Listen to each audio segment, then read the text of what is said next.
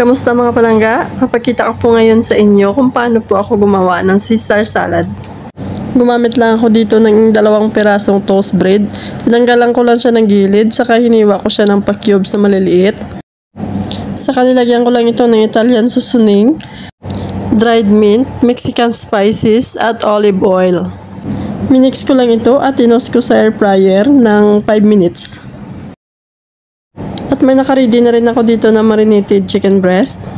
Grinel ko lang ito sa kawali. At hiniwa ko sa maliliit na cube size. At gumawa din ako ng homemade sauce. Pinaghalo ko lang dito yung mayonnaise, parmesan cheese, Italian seasoning, mustard, vinegar, garlic powder at honey.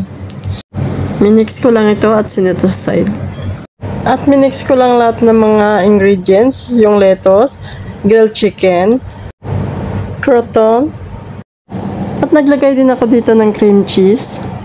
Binawas ko na rin dito yung dressing at hinalo. Ginadgaran ko lang din ito ng parmesan cheese on top. At ready to serve ng mga langga. Maraming salamat sa panonood.